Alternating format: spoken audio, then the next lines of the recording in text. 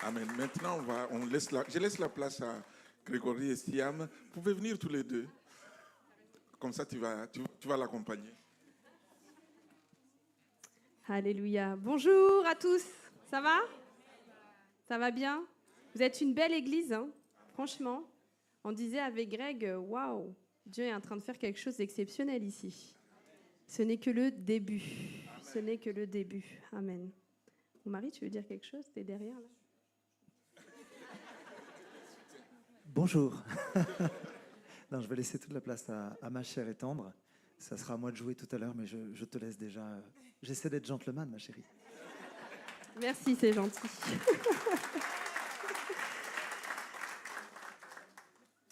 Alors, votre pasteur m'a demandé de donner mon témoignage, donc je vais être succincte parce que... qui est-ce qui a regardé parce qu'il y a eu la retranscription, je crois, hier en direct.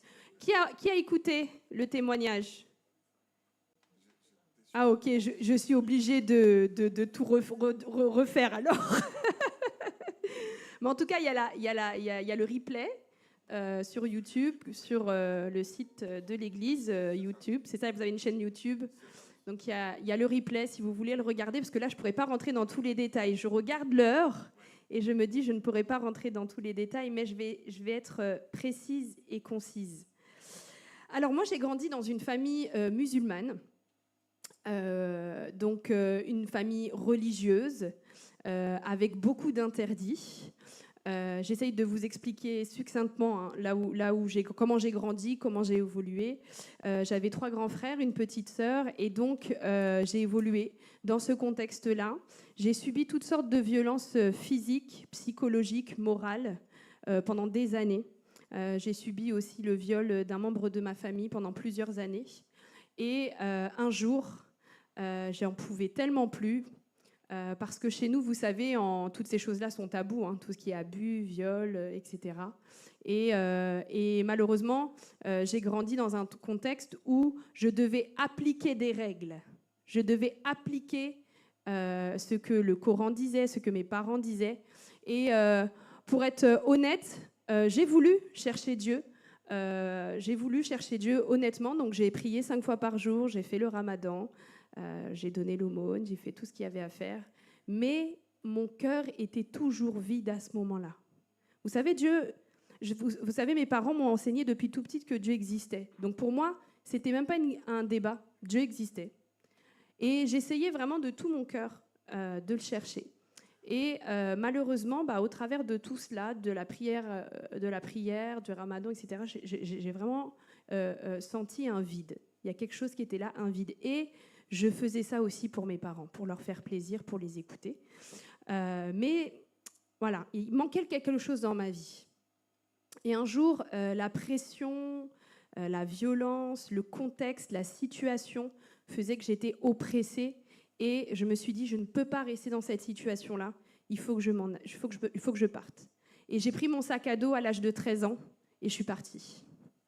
Et il y a une amie qui m'a dit, non, il faut que tu vois l'assistante sociale, c'est important. Tu ne peux pas partir comme ça, il y a des foyers qui existent, il y a des choses qui sont mises à disposition. Je passe. Je décide de voir l'assistante sociale, je passe l'épisode, parce que tout le monde est en train de me regarder. Non, je passe l'épisode collège assistante sociale, hein, parce que sinon on va prendre beaucoup de temps. Et vous regarderez sur le replay, je pense que ce sera plus simple. Et donc je pars. Le procureur décide enfin de dire que je suis un cas d'extrême urgence et qu'il faut qu'on me retire à ma famille. Donc je pars et je me retrouve pour la première fois seule dans ma chambre. Et à ce moment-là, j'ai ressenti un profond mal-être, une profonde solitude. Je me sentais seule, malheureuse, brisée. J'avais le cœur brisé. Et je fais de foyer en foyer, de famille d'accueil en famille d'accueil. Et un jour, je me retrouve sur la terrasse d'un foyer. Et je savais qu'au fond de moi, et mon rêve à l'âge de 13 ans, c'était avoir un travail, une voiture et une maison. Mon objectif, c'était pas de sortir, c'était pas de faire ce que je voulais, mais je voulais juste un équilibre de vie, tout simplement. Et ça, c'était mon rêve à 13 ans. Je suis pas sûre que là, il y a des rêves comme ça à l'âge de 13 ans ici. Mais vraiment, mon désir, c'était de trouver un lieu où je puisse être en paix. Et je me retrouve sur la terrasse de mon foyer. Et je me sentais seule, je voyais les mois défiler, les années passer. Et je me disais, je faisais un peu le bilan de ma vie. Parce qu'à suite à tout ce que j'ai vécu, forcément, il y a eu des carences affectives. J'étais en manque d'amour, je me sentais rejetée, abandonnée, malheureuse. J'avais vraiment ce besoin d'aller chercher l'amour auprès des hommes. Je faisais, pour subvenir à mes besoins, j'organisais des cambriolages. Oui, ça ne se voit pas. Vous inquiétez pas. Je faisais des vols, des sacs à l'arraché. On était un petit groupe. Vous inquiétez pas, je ne vais pas prendre vos sacs, hein, je suis libérée. Hein. Et je me retrouve sur cette terrasse-là et je fais le bilan de ma vie. Et là, je me dis, une Siam de plus ou de moins sur cette terre, qu'est-ce que ça change? Personne ne me connaît, je suis seule. Je veux dire, si un jour je devais me suicider, personne ne pleurerait ma mort. Et je suis là, je fais le bilan, puis je m'adresse à Dieu, puis je le regarde comme ça. J'ai dit, toi là-haut, si tu existes vraiment, je ne sais pas s'il faut être chrétienne, juive, musulmane, peu m'importe, mais si tu me trouves une famille d'accueil, alors je serai ce que toi, tu veux que je sois. En revanche, Seigneur, si tu ne me donnes pas cette famille d'accueil, parce que j'avais conscience que j'avais besoin d'une famille d'accueil pour avancer dans la vie. J'avais besoin du cadre familial, père, mère, enfant, pour pouvoir avancer. Et dans les foyers, c'est premier arrivé, premier servi. Donc, moi, j'étais la dernière arrivée. Donc, je ne risquais pas à ce qu'on s'occupe de mon dossier. Et je dis, Dieu, si tu existes, trouve-moi une famille d'accueil. Et si tu ne me trouves pas de famille d'accueil, ben moi, je m'ôterai la vie. Parce que de toute façon, ça ne sert à rien de vivre sur cette terre. À quoi je sers? Et j'ai dit, Dieu, si tu ne le fais pas, je me jetterai du haut de ce pont-là. Et j'étais honnêtement aujourd'hui avec le temps, et à chaque fois que j'en parle à mon mari, je l'aurais fait. Vraiment. Parce que personne connaissait ma souffrance, personne connaissait quoi que ce soit. Et vous savez, quelqu'un qui se suicide ne dit jamais « je vais me suicider ». Il le fait, c'est tout. Et donc, je passe, sans m'en rendre compte, je parlais à Dieu le dimanche, le lundi, coup de téléphone, Siam, on t'a trouvé une famille d'accueil. Ok, là, il faut que vous compreniez que moi, j'ai grandi en étant musulmane. Dieu ne parle pas. On fait des bonnes actions pour gagner sa place dans le ciel. Mais à aucun moment, j'ai un privilège de savoir que Dieu peut me parler à moi, si insignifiante que je suis. Et là, je tilte. Je dis non, c'est du hasard, c'est pas possible. Et la personne continue, oui, on t'a trouvé une famille d'accueil, on comprend pas, ils te veulent toi. Je dis, c'est un truc de fou. Et je me souviens dans le foyer, il y avait les autres jeunes qui disaient, mais comment ça se fait que c'est elle qui est en premier? Nous, on était là avant. Et ça commençait à créer des problèmes. Ils disent, on ne sait pas. Et apparemment, dans son dossier, c'est ce nom-là qu'on veut. Ok, donc mon éducateur vient me chercher, on fait l'adaptation. Et j'arrive chez la famille d'accueil. Et j'arrive dans cette famille. Et honnêtement, j'ai senti une paix qui surpasse toute paix. Un amour qui surpasse tout amour. Et je suis touchée. Et ce qui m'a touchée, c'est que moi, à l'époque, je mangeais halal et je ne mangeais pas de porc. Petite parenthèse, j'ai découvert le saucisson. Je me suis dit, comment autant d'années j'ai pu mettre ça de côté? J'en ai tellement mangé que j'en ai eu des boutons. Mais honnêtement, je ne mangeais pas de porc. Je referme la parenthèse. Et en fait, ce qui m'a touchée, c'est qu'elle avait décidé de faire à manger à part pour moi. Donc, elle allait chercher la viande halal et revenait et faisait à manger pour moi. Elle avait décidé d'accepter qui j'étais et de faire 2 repas. Et ça m'a tellement touchée. Mais qui fait ça, mesdames? Qui fait autant 36 000 repas? Tout le monde mange le même plat. Moi, la première, je m'abuse pas à faire ça. Et elle a pris le temps. Elle a dit non, je veux prendre le temps de te respecter. Et donc, on est à table. Et elle me dit, écoute, moi, je prends le temps de te respecter. Et je te demanderai juste de respecter parce que nous, à table, on prie avant de manger. Est-ce que ça te dérange? Je dis, non, pas du tout. Si vous faites déjà la part, moi, je ne vais pas vous dire quoi que ce soit. Et là, elle commence à prier. Merci Seigneur, merci mon Père. on te remercie pour que tu as envoyé ton Fils, Jésus, pour le pardon de nos péchés. Et elle commence à prier, le Père, le Fils, le Saint-Esprit. Je me dis, il y a combien de dieux là-dedans? Et j'ai eu du mal. Faut comprendre que moi, là, tout est ébranlé. Toute mon éducation, ma mentalité, tout ce que j'ai appris depuis toute petite, c'est comme si on faisait un reset et qu'on disait, non, là, tout ce que tu as appris, là, c'est de côté. Et je me dis, mais c'est quoi ce truc? Mais moi, entre-temps, pendant qu'elle prie, je me rappelle de ce que j'ai dit à Dieu. Choisis-moi une famille d'accueil, je serai ce que tu veux que je sois, chrétienne, juive ou musulmane. Ben là... Et donc, je comprends que Dieu, en fait, m'appelle à aller dans cette famille et en plus de ça, d'être chrétienne. Mais ça, je l'ai compris qu'après. Mais sur le coup, j'ai dit, oh, qu'est-ce que c'est que ça? Mais c'est qui le Saint-Esprit? C'est qui? Et elle finit sa prière et elle dit Amen. Du coup, moi, j'ai dit Amin, parce que chez nous, c'est Amin, c'est pas Amen, mais similitude. Et je suis touchée. Après l'adaptation, mon éducateur me dit alors, est-ce que tu veux rester? Je dis oui, je veux rester. Je me sens bien, c'est super, quoi. Et donc j'arrive chez eux, donc ils viennent me chercher sur la structure, ils viennent me chercher avec mes affaires. Et quand on prend la route, elle met de la musique et elle met ce chant qui dit « Dieu Tout-Puissant, quand mon cœur considère tout l'univers créé par ton pouvoir, le ciel d'azur, les éclairs, le tonnerre. » Et elle met ce chant et je commence à pleurer, mais à pleurer et à pleurer. Et il y a une voix dans mon cœur qui me dit « Tu vois l'équilibre que tu cherches depuis des années? C'est moi. C'est moi. »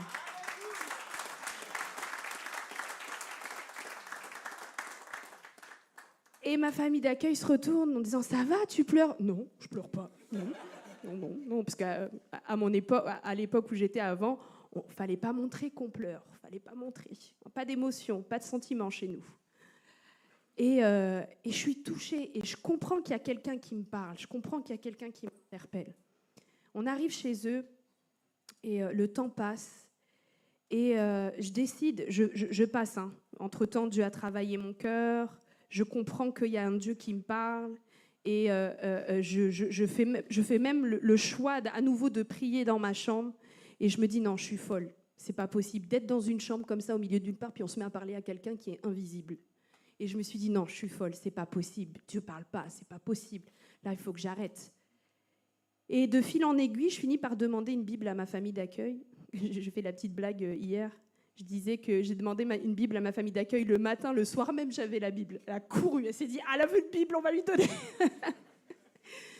J'ai pris la Bible et je voulais savoir. J'ai commencé à feuilleter, à regarder. Et un jour, je me remets à prier. Et je me dis, non, faut que je règle ce problème. Et je me mets à prier, puis je me dis encore une fois, Siam, tu fais n'importe quoi. Tu es tellement pas bien dans ta vie que tu fais n'importe quoi. Et il y a comme une petite voix au fond de moi qui dit, va dans le psaume 143.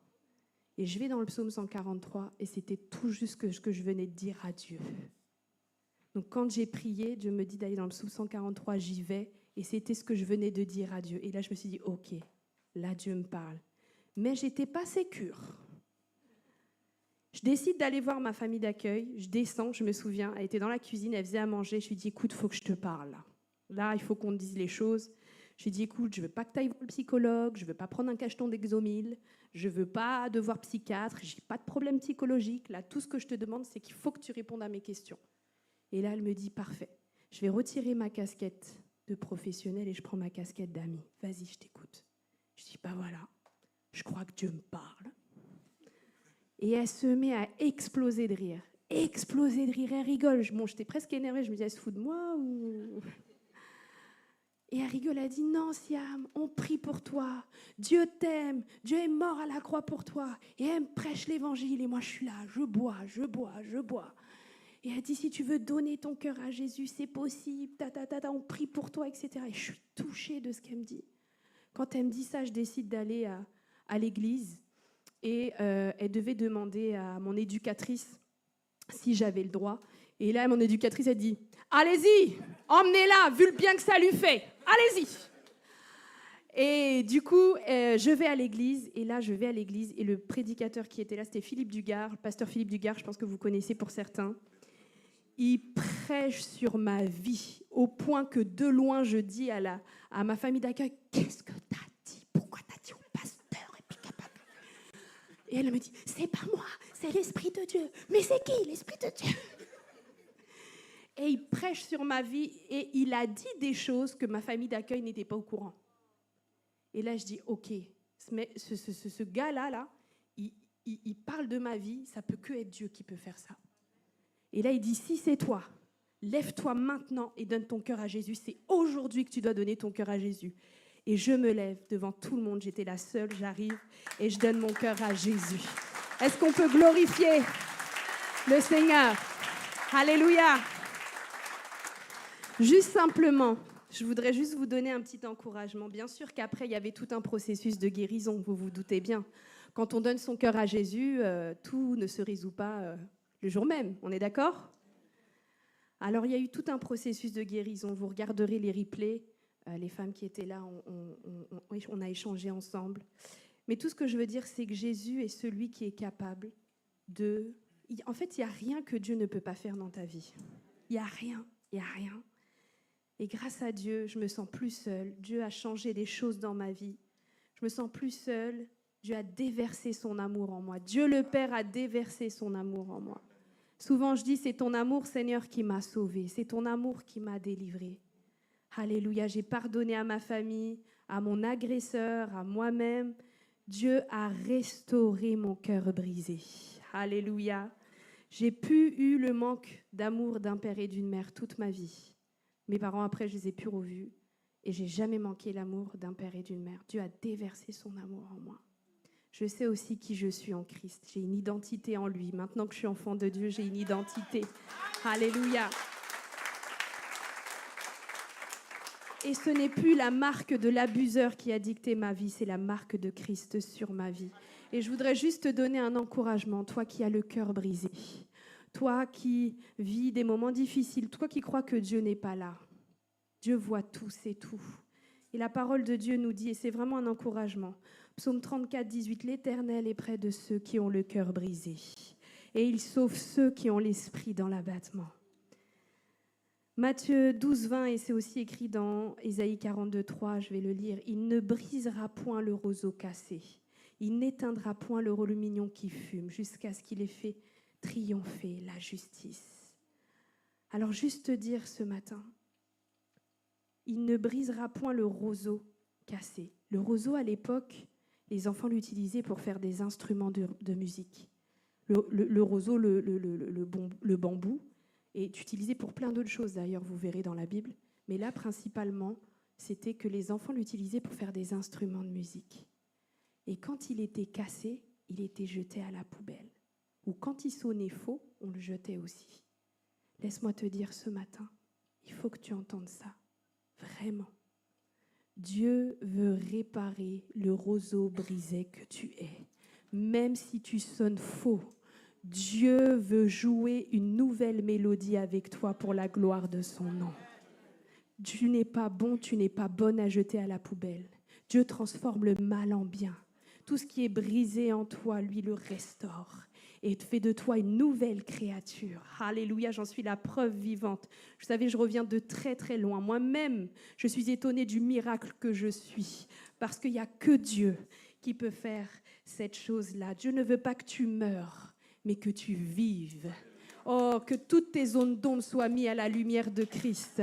Dieu veut le meilleur pour ta vie parce qu'il connaît les projets qu'il a formés pour toi, des projets de paix et non de malheur, afin de te donner un avenir et de l'espérance. Amen.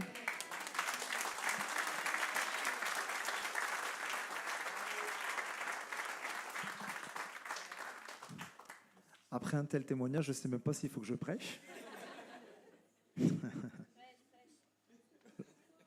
Je voudrais vraiment remercier le pasteur Dieudonné et son épouse. Et je voudrais dire devant cette église, vous avez des bons bergers.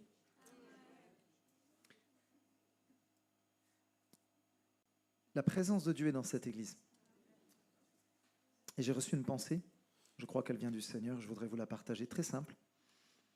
alors que j'étais ici, dans la louange tout à l'heure, il y a ce verset dans les évangiles et c'est Jésus qui parle. Vous savez, il se compare à cette poule qui rassemble ses poussins. Et je voyais le Seigneur Jésus semblable à cette maman poule qui entourait l'église de Marom de ses ailes. Et c'est comme si je ressentais dans l'esprit que si vous restez à l'abri de ses ailes, si vous restez au cœur de sa volonté, vous savez, une poule nourrit ses poussins. Elle sait ce dont quoi ses poussins ont besoin. Eh bien, je crois que la provision du ciel, elle va venir pour cette église. Je crois qu'il y a des bénédictions célestes qui, dans les temps à venir, et je crois que c'est prophétique, vont se matérialiser sur cette terre et notamment pour votre église. Mais restez à l'abri de ses ailes. Ne sortez pas de sa protection. Ne sortez pas de sa volonté, même si parfois sa volonté sera peut-être quelque chose qui vous perturbera. Parce que quand le Saint-Esprit est à l'œuvre, parfois il fait des choses, c'est contre-intuitif. On avait prévu d'aller à droite, mais le Saint-Esprit ne permet pas. Il nous demande d'aller à gauche. Et si vous restez à l'abri de ses ailes, la provision divine viendra pour cette église. Attendez-vous à cela dans le nom de Jésus. Amen. On peut prier ensemble pour présenter ces moments, Seigneur Jésus. Je ne peux rien sans toi. Seigneur, je n'ai que faire de vains discours et d'une belle prédication, ça ne m'intéresse pas. Je ne suis pas là pour impressionner qui que ce soit, Seigneur. Je veux juste être un canal de bénédiction. Je suis un vase fragile, mais que tu remplis de ta puissance. Et Seigneur, je prie que tous les autres noms s'effacent, qu'il ne reste que le nom de Jésus-Christ. Je refuse d'amener les gens à moi, je veux les amener à toi, qui es le bon et grand berger. Seigneur, je prie que ta parole soit accompagnée de signes, de prodiges et de miracles, car notre Dieu est vivant, il est toujours le même, il ne change pas. À toi la gloire, l'honneur et la louange, au siècle des siècles et pour l'éternité. Tout le monde dit Amen. Amen. Est-ce qu'on peut acclamer le roi des rois dans ce lieu? Alléluia. Alléluia. Êtes-vous prêts pour la parole de Dieu? Alors je vais commencer par cette histoire. J'aime bien raconter les histoires. Jésus racontait des histoires. C'est un homme qui un jour va trouver un œuf d'aigle. Il va prendre l'œuf et il va le déposer dans un nid de poule, dans une prairie. Et voilà que l'aigle va naître, il va sortir de sa coquille. Et il va vivre toute sa vie avec ses sœurs, les poules. Et il va se comporter comme une poule. Il va picorer cet aigle comme une poule parce qu'il croit qu'il est une poule. Il va même essayer de voler comme les poules, mais ça ne dure pas très longtemps, hein. Il ne vole pas très très haut, c'est vraiment bas et seulement sur quelques mètres. Et l'aigle va prendre de plus en plus d'âge. Et un jour, il se trouve dans la prairie avec sa copine, la poule. Et il va lever les yeux vers le ciel et tout à coup, il voit apparaître un oiseau majestueux dans le ciel. Alors il pose la question à son ami la poule, mais qui est cet oiseau majestueux? Je n'ai jamais vu rien de pareil, c'est tellement magnifique. Et sa copine, la poule, lui dira, eh ben, ça s'appelle un aigle, c'est le roi des oiseaux. Mais n'y pense même pas deux fois, tu ne seras jamais un aigle.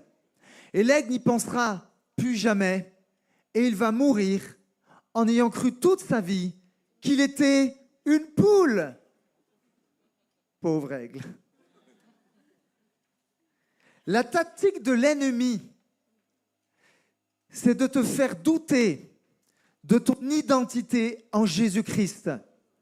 Combien d'enfants de Dieu, permettez-moi d'être explicite, se comportent comme des poules alors qu'ils sont appelés à être des aigles?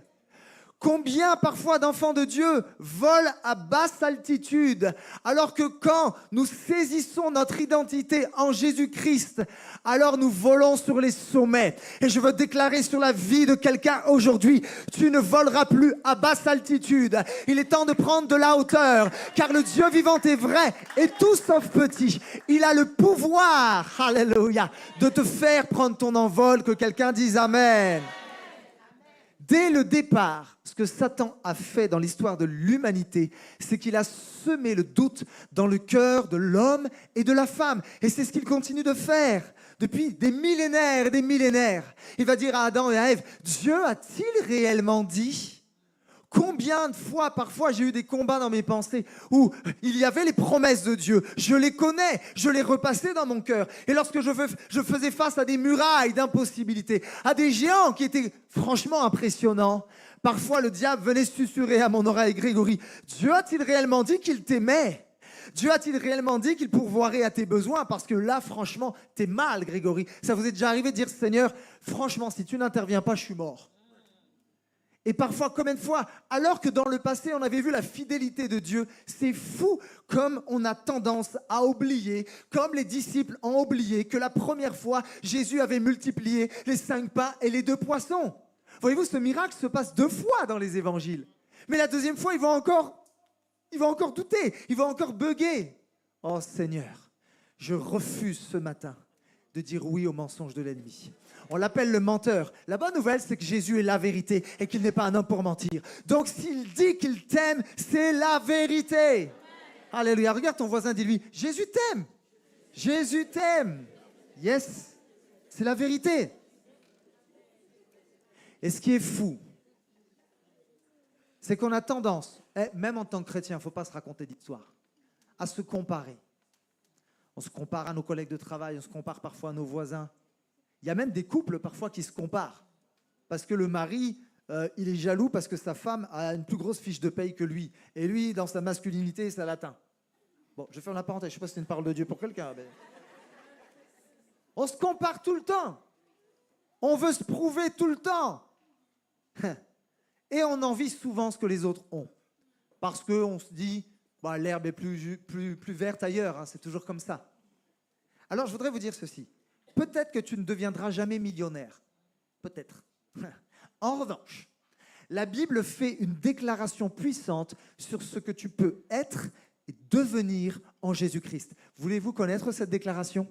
On va le lire ensemble. Ça se trouve dans l'Évangile de Jean, chapitre 1 et au verset 12. Et c'est une déclaration extrêmement puissante. Voici ce que la Bible dit. « Mais à tous ceux qui l'ont reçu, à ceux qui croient en son nom, elle a donné le pouvoir de devenir enfants de Dieu, lesquels sont nés non du sang, ni de la volonté de la chair, ni de la volonté de l'homme, mais de Dieu. » Que quelqu'un dise Amen. Amen. Le titre de mon message est celui-ci, le pouvoir de devenir. Mes amis, il n'y a rien de plus glorieux sur cette terre, rien de plus réjouissant, rien de plus satisfaisant, plus que d'être riche et célèbre, que de savoir, que de saisir la vérité et cette réalité que nous sommes un enfant de Dieu. Et quand Jean va écrire son évangile, il sait dans quel contexte il est, parce que nous sommes à la fin du 1er siècle, dans un contexte où les premières communautés chrétiennes cherchaient quelque part à définir leur identité, parce qu'ils étaient entourés de différentes cultures. Il y avait la culture juive, il y avait également la culture païenne. Et le but de ce message, c'est de nous faire prendre conscience de notre identité de fils et de filles de Dieu. Je reviens à ce que l'ennemi fait. Je trouve même que depuis ces dernières années, c'est incroyable comment il y a un acharnement au niveau de l'identité. Depuis que je suis revenu en France, on habitait en Amérique du Nord pendant quelques temps avec Siam au Canada. Mais quand je suis revenu, quelques temps après, j'ai vu comme des choses évoluer, mais dans le mauvais sens. Et aujourd'hui, il y a surtout, en tout cas, je ne sais pas dans cette église, mais dans beaucoup d'églises, ça commence dès l'enfance, où maintenant, les enfants ne savent plus s'ils sont des garçons ou des filles. Ça commence au collège, parfois à l'école primaire, parce que cette société et le diable, qui est le prince de ce monde, vient insidieusement injecter à travers les réseaux sociaux, à travers Netflix. Et je ne suis pas contre Netflix, j'ai un compte Netflix, mais il faut juste être vigilant. Et en fait, il y a des gens même, ils se disent, je ne suis plus un être humain, je suis un dauphin. Non mais c'est incroyable, ou une éponge. C'en est devenu totalement ridicule. totalement ridicule. Parce que Satan, qui est le prince de ce monde, vient mettre une confusion totale. Et certains sont tellement confus au niveau de leur identité qu'ils préfèrent même mettre fin à leur vie. Ont des pensées suicidaires. Parce qu'ils se disent, je n'aurais jamais dû naître fille, ou je n'aurais jamais dû naître comme un garçon. Alors je vais mettre fin à mes jours. Mais tu ne mettras pas fin à tes jours dans le nom de Jésus. Parce que celui qui est la résurrection et la vie va te donner la vie aujourd'hui. Alléluia. J'aimerais vous donner cette citation. C'est tellement important. En fait, une relation saine découle toujours d'une identité saine. Je pourrais le dire comme suit. La qualité de ta relation avec Dieu, avec les autres ou avec toi-même dépend de comment tu t'identifies. Alors voici le premier point de mon message. Et c'est très important et je veux le déclarer sur ta vie. Premièrement, tu es un enfant légitime. Et je voudrais parler à des personnes qui ont senti dans leur enfance qu'elles étaient illégitimes. Tu n'as peut-être pas été voulu de ton papa. On a dit de toi que tu étais nul, on t'a rabaissé. Tu as cherché l'amour d'un père que tu n'as jamais eu. Et peut-être c'est pour quelqu'un cette parole. Et tu t'es dit, oui, je n'ai jamais été légitime. Voilà pourquoi tu as toujours essayé de gagner l'amour des autres. Et encore aujourd'hui, tu sens au fond de toi que tu es illégitime. Mais j'aimerais vous dire ceci, que celui qui est approuvé de Dieu n'a plus rien à prouver. Galates 3, 26, l'apôtre Paul dira ceci, « Car vous êtes tous fils de Dieu, filles de Dieu, par la foi en Jésus-Christ. » Lorsque l'apôtre Jean va écrire cette expression, cette phrase, « le pouvoir de devenir », dans le grec, c'est le mot exousia. Exousia, ça définit en fait de l'autorité ou le droit. C'est-à-dire que, si je pourrais le reformuler ainsi, Jean est en train de dire qu'en Jésus-Christ, tu as l'autorité, tu as le droit, c'est un droit légal dans le monde spirituel de devenir un enfant de Dieu. Tu n'as pas besoin d'essayer de faire un pèlerinage, tu n'as pas besoin de faire un gros chèque, tu n'as pas besoin d'essayer de supplier Dieu. Il n'y a pas de passe-droit ou je ne sais quoi pour essayer de devenir son enfant. À partir du moment où tu confesses de ta bouche que Jésus-Christ est Seigneur et Sauveur et que tu le reçois dans ton cœur, alors dans le monde spirituel, quelque chose prend place. Le ciel déclare, il devient un fils, il devient une fille, nous lui donnons l'autorité, il en a le droit et Satan ne peut pas s'y opposer, que quelqu'un dise Amen. Alléluia. Alléluia. Et lorsqu'on saisit cette réalité spirituelle, en tout cas, lorsqu'on la saisit, c'est bien. Mais on va parler déjà dans un premier temps lorsqu'on ne la saisit pas. Parce que beaucoup d'enfants de Dieu marchent pendant des années et des années comme des enfants illégitimes. Mais au nom de Jésus, les forteresses de raisonnement vont tomber ce matin. Alors, lorsqu'on ne saisit pas pleinement cette réalité spirituelle qui est fondamentale, ça va entraîner malheureusement une carence dans notre vie. Et voici la première carence, c'est mon sous-point. Ça va créer en toi un esprit d'orphelin. Vous savez,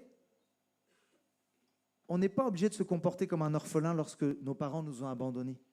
La vérité, c'est que tu peux avoir eu des bons parents, grandi même dans un foyer stable, mais si tu ne saisis pas ton identité en Jésus-Christ, tu peux malgré tout marcher comme un orphelin. L'apôtre Paul dira dans l'Épître aux Romains, au chapitre 8, à partir du verset 15, « Car l'esprit que vous avez reçu n'est pas un esprit qui vous rend esclave et vous remplisse encore de peur. » L'esprit d'orphelin te remplit de crainte, de toutes sortes de peurs. La crainte de ne pas être reconnu à ta juste valeur. La crainte d'être invisible au milieu de la foule. L'esprit d'orphelin, c'est terrible, hein, va même pousser certaines personnes à avoir des relations qui sont toxiques. On a tous connu une femme qui s'est jetée dans les bras d'un homme parce que cet homme lui a vendu un peu du rêve. Mais cet homme l'a manipulée, cet homme parfois l'a malmenée, l'a battée. Et combien de fois, avec mon épouse, nous avons rencontré ce genre de situation, et pourtant cette femme revient sans cesse dans les bras de cet homme toxique. Pourquoi? L'esprit d'orphelin. Certains, et c'est terrible, préfèrent être malmenés, mais ne pas être vraiment rejetés. En tout cas, c'est un mensonge. L'esprit d'orphelin te poussera même parfois à faire des choix qui ne sont pas toujours honnêtes pour garder l'approbation. Tu veux tellement l'approbation des gens que tu es prêt parfois à outrepasser la parole de Dieu parce que tu ne veux pas le rejet. Et quelqu'un qui n'est pas sûr d'être aimé aura constamment besoin d'attirer l'attention sur lui. Regardez-moi, aimez-moi. Je vais essayer de me prouver. Peut-être c'est un enfant qui veut essayer de se prouver avec ses parents. Regardez, j'ai des bonnes notes parce que son père ne l'encourage jamais. C'est un fils qui veut essayer de montrer à son papa au basket ou au foot. Regarde, je mets des paniers, papa. Regarde, je mets des buts pour attirer l'attention de son papa, qui est peut-être toujours sur son téléphone portable et qui n'écoute jamais son fils. L'esprit d'orphelin place son identité finalement dans ce qu'il fait plutôt que dans ce qu'il est. Je vais vous donner l'exemple de Caïn et Abel.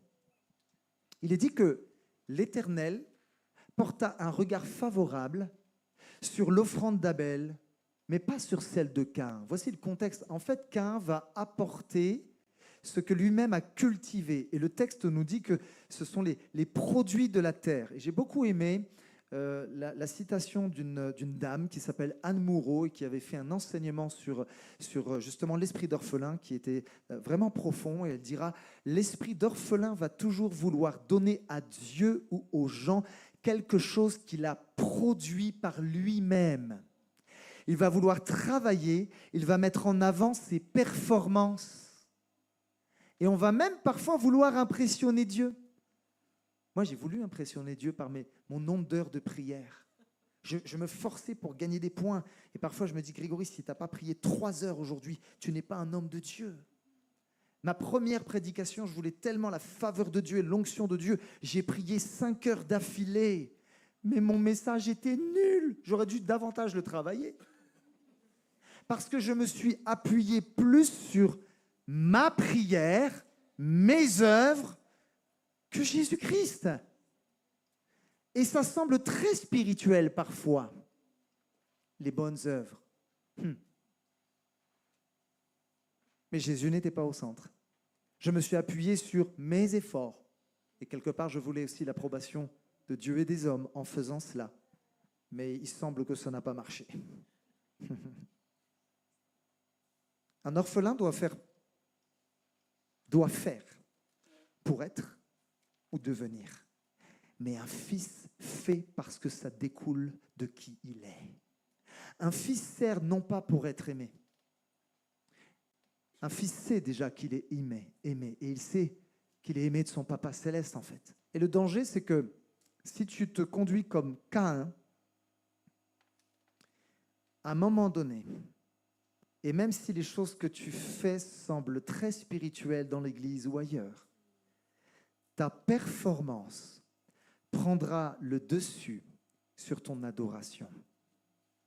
Et Dieu ne nous a jamais appelés à performer, mais il nous a en revanche appelés à l'adorer.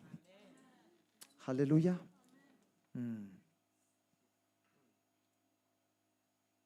Et quand j'ai l'esprit d'orphelin, et s'il vous plaît, je ne parle pas pour l'église de Maromme, je parle en général, que personne ne se sente visé.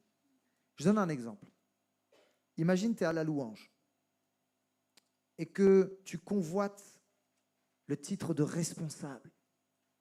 Là c'est le Graal, là, tu vois, de la louange. Et qu'il y a quelqu'un finalement qui est pris à ta place. Comment tu vas le vivre? Jalousie, envie, sentiment de ne pas être compris, d'être mis de côté. Et parfois, quand les gens ont des talents, des dons, on ne les voit pas comme des bénédictions, on les voit comme des rivaux, même dans l'église du Seigneur. Ça peut arriver. Et voilà pourquoi certains n'arrivent pas à avoir d'amitié, ou ton amitié ne tient jamais longtemps, ou ce sont des amitiés superficielles, parce que tu vois les gens comme des concurrents directs qu'il faut peut-être même abattre, parce que tu as l'esprit d'orphelin, parce que tu cherches à être approuvé. Et je le répète, celui qui est approuvé de Dieu n'a plus rien à prouver. Alléluia.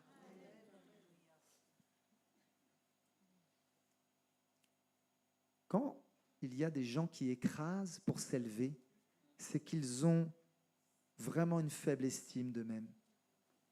Quand tu as besoin de médire sur quelqu'un, vous savez, des fois on médit sur les gens, même nous les chrétiens, ça arrive. Mais c'est parce qu'on a une faible estime de nous-mêmes. Parce que quand tu sais qui tu es, tu vois les gens comme Jésus les voit. Tu ne les vois pas comme des concurrents.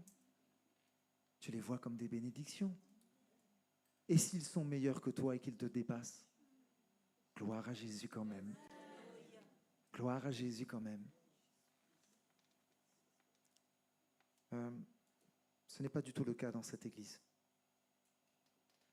Je vais être franc, mais combien de responsables spirituels sont seuls dans leur tour d'ivoire parce qu'ils ont peur que ceux qui sont sous leur responsabilité les dépassent.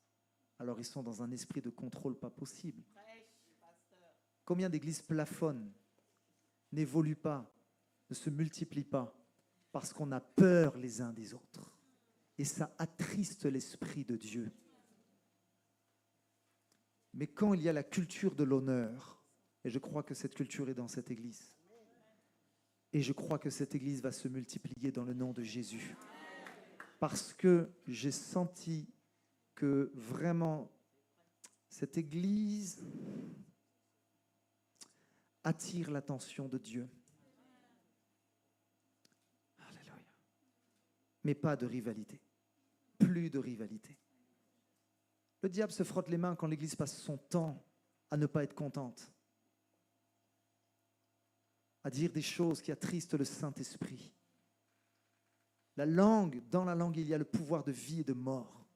Et lorsque nous prononçons des paroles, laissez-moi vous dire que cela laisse non pas juste des traces dans les cœurs, mais véritablement des traces spirituelles. Il y a un impact spirituel lorsque nous prononçons des choses. Lorsque tu parles à tes enfants, quel impact as-tu sur leur vie? Lorsque tu parles de ton église, lorsque tu parles d'un collègue de travail, qu'est-ce qui se passe dans le monde spirituel? La mort ou la vie sont au pouvoir de la langue. Alléluia. Alors, retournons ceci. Deux choses. Élevons-nous les uns les autres. Célébrons les qualités des uns et des autres. Philippiens 2. Considère les autres comme plus grands que toi. Que cela te réjouisse.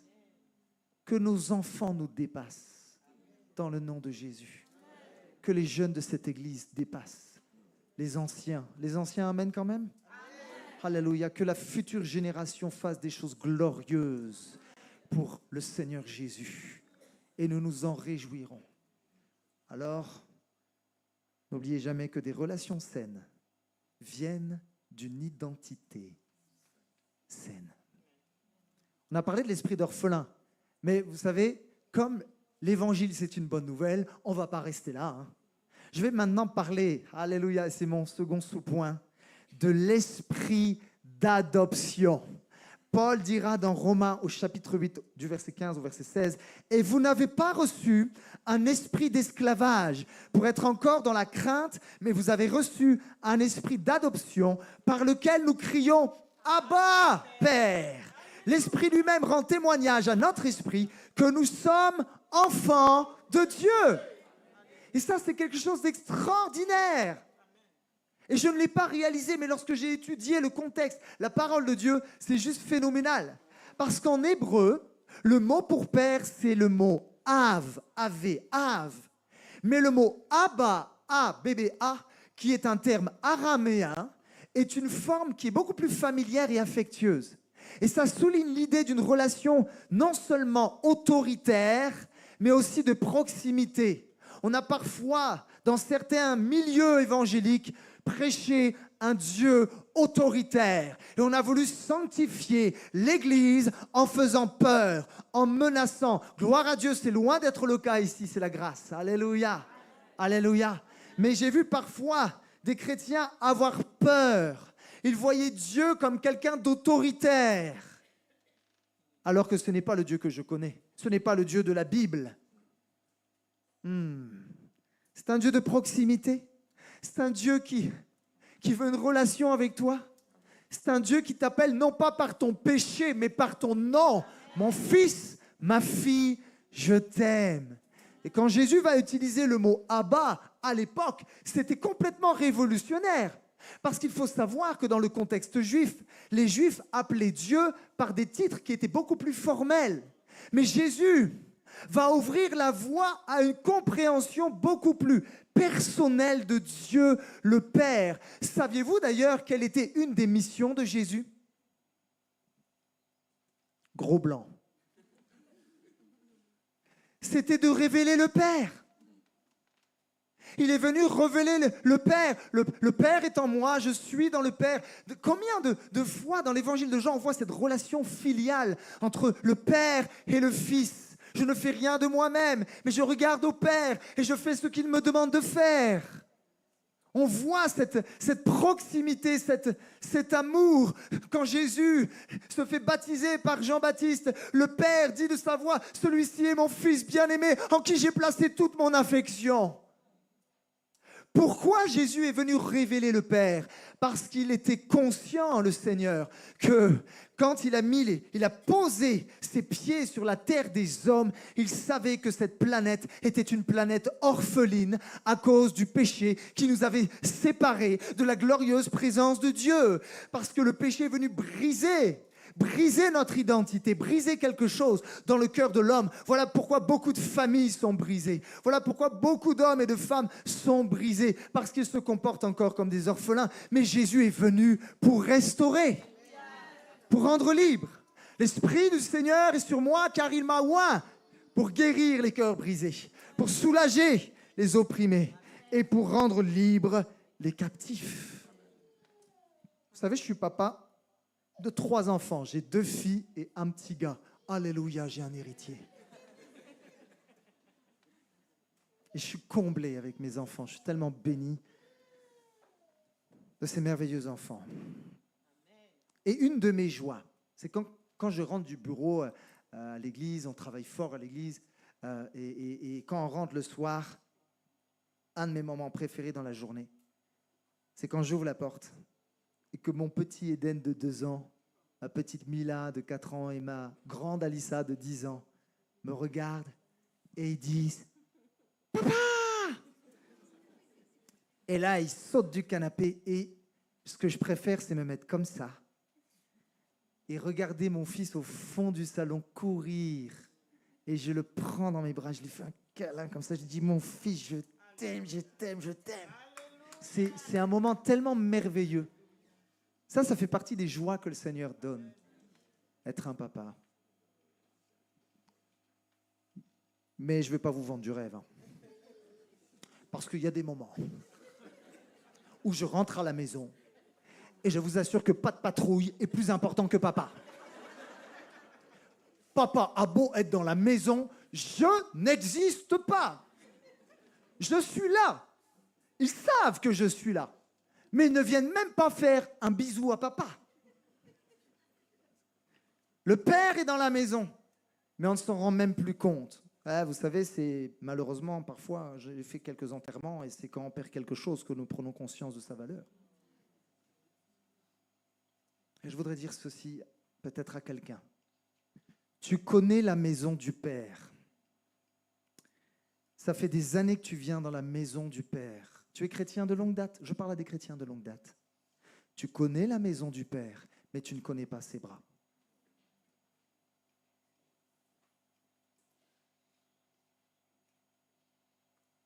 C'est malheureux de voir des chrétiens qui ont 40 ans de conversion et ils meurent. Bien sûr qu'ils vont dans la gloire de Dieu. Mais ils n'ont pas compris que les bras de leur papa étaient ouverts pour eux. Ils s'en sont privés. Ils s'en sont privés. Tu connais la maison du Père, mais tu ne connais pas ses bras. Pourquoi? Tu sais pourquoi? Parce que tu ne considères pas Dieu comme ton Père. Il y a des gens dans ce lieu, vous ne considérez pas Dieu comme votre papa. Mais au nom de Jésus, ça va changer aujourd'hui.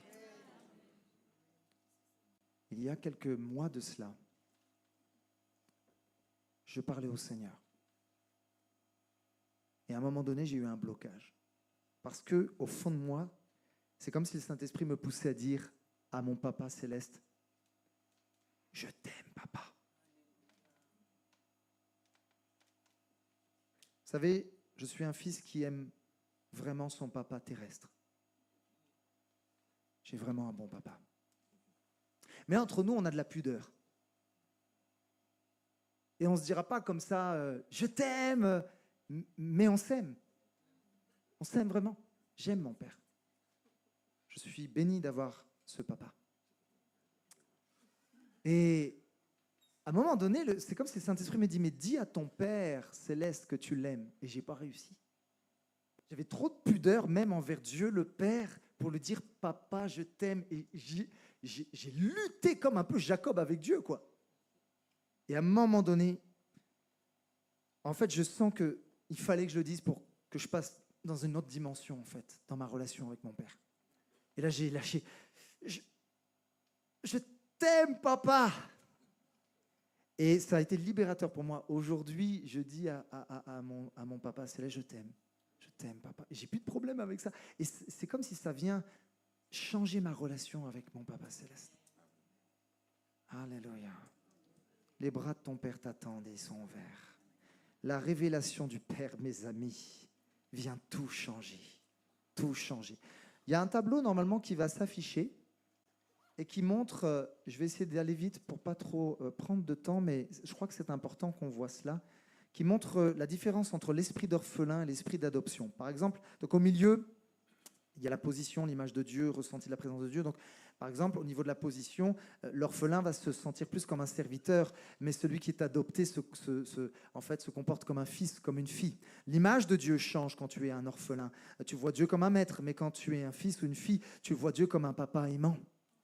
Le ressenti de la présence de Dieu change. Quand tu es un orphelin, cette présence est conditionnelle. Tu dois la mériter. Elle est distante. Mais quand tu es un fils, elle est proche et intime. Alléluia. Ta théologie change. Ta théologie change parce que quand tu es un orphelin, tu vis par l'amour de la loi. Mais quand tu te comportes comme un fils adoptif, tu vis par la loi de l'amour. Alléluia. La sécurité. Un orphelin se sentira toujours dans l'insécurité, avec Dieu, mais aussi avec les autres autour de lui. Mais quand tu te comportes comme un fils, une fille, tu as du repos et de la paix. Tes motivations changent pour le service. Un orphelin a besoin d'accomplissement personnel, il a besoin de se prouver. Mais un fils, en fait, a une profonde gratitude et il sert par amour pour Dieu. Dernier tableau. Ta relation avec les autres change. Un orphelin aura toujours, comme je l'ai dit tout à l'heure, des rivalités, de la jalousie. Il ne supportera pas que quelqu'un soit plus vu, soit plus mis en lumière que lui. Non. Donc ça crée toutes ces rivalités. Mais un fils a de l'humilité et cherche l'unité. Ta vision de l'autorité, oh, très important, surtout qu'en France, hein, nous on a l'habitude de découper la tête des rois. Hein. Et on a du mal avec l'autorité, hein, même parfois en tant que chrétien. Et quand on se comporte comme un orphelin, on n'a pas confiance dans l'autorité. Parce que peut-être qu'on a été abusé par l'autorité. Et quand nous ne sommes pas guéris, tout ce que l'autorité fait, je m'en méfie. Et ça amène des problèmes d'insoumission. Sauf que quand on est insoumis, la faveur de Dieu n'est pas là.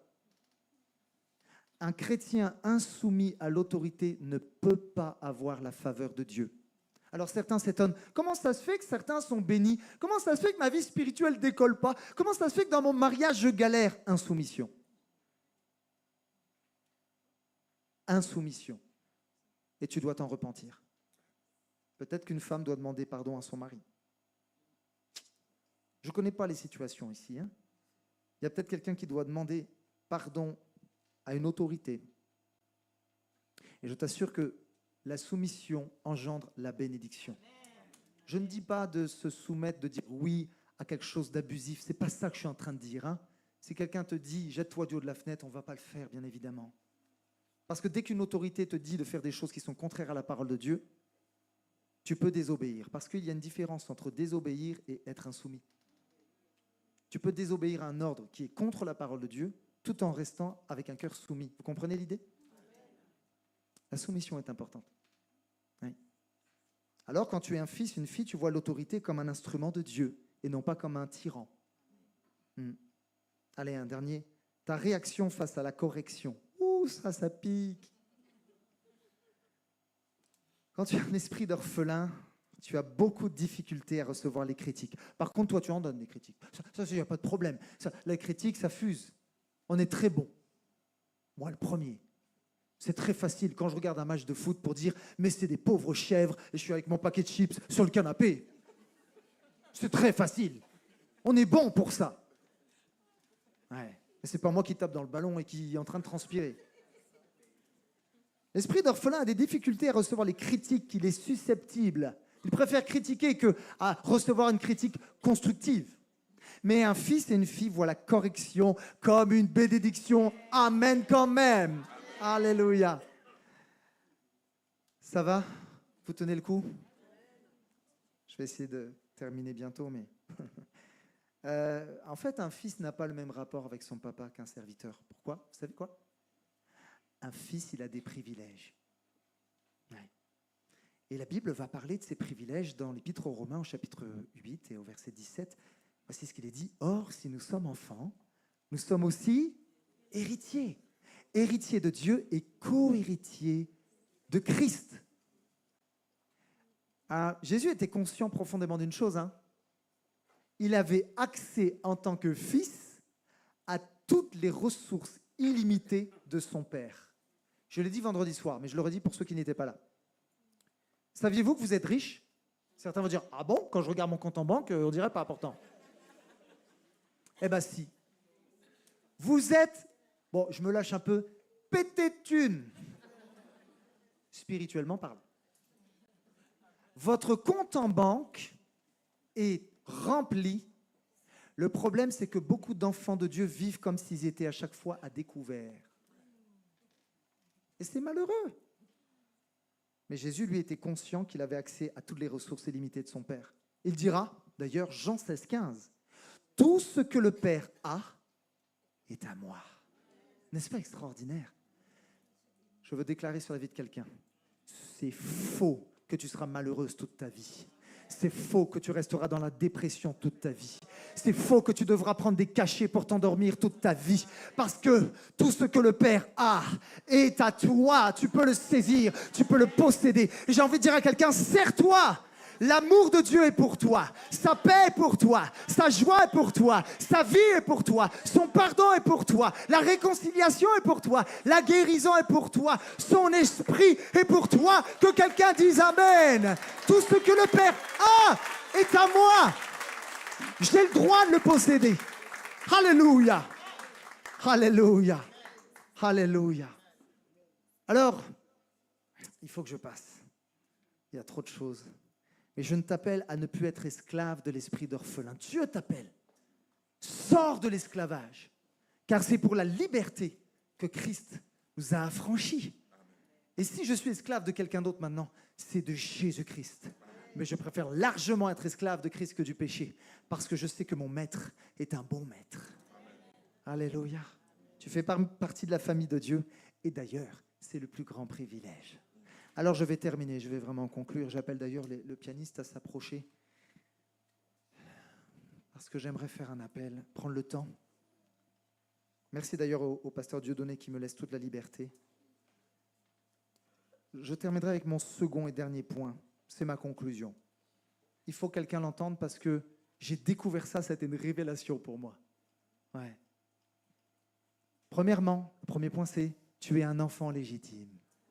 Plus d'illégitimité, c'est terminé. Et deuxièmement, écoute ça, ton papa bien plus que tu ne le penses. Et je vais vous le prouver avec la parole de Dieu. Alors je vais vous poser une question. Est-ce que tu as déjà réalisé que Dieu le Père t'aime autant que son Fils? Certains, je sais que vous dites, oh, quand même, c'est son Fils. Le Père aime un peu plus Jésus que moi. Et c'est normal. Non?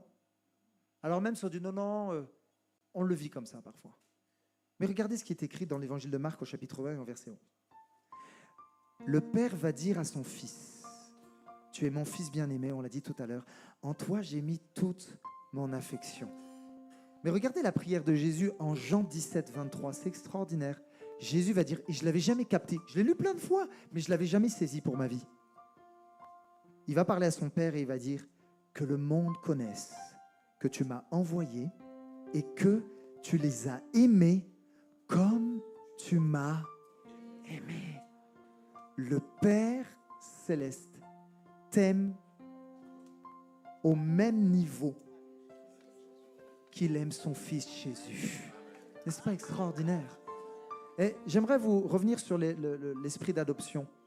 Une explication que je n'ai pas donnée tout à l'heure sur l'importance de l'esprit d'adoption. Dans le terme grec, pour adoption, donc employé par Paul, ça implique non seulement le fait d'être accueilli, mais ça implique aussi une égalité de droit avec le Fils. C'est extraordinaire.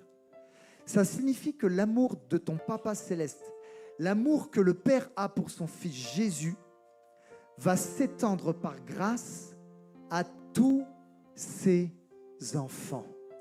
Donc ce que Dieu le Père a dit à son Fils en Marc 1 et au verset 11, celui-ci est mon Fils bien-aimé, c'est valable pour toi en Jésus-Christ.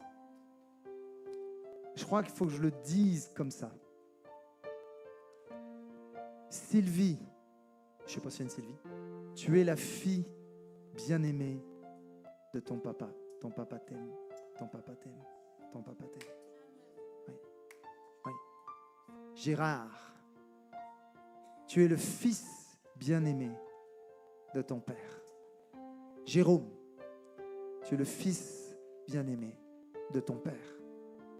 Tiffaine, tu es la fille bien-aimée de ton papa.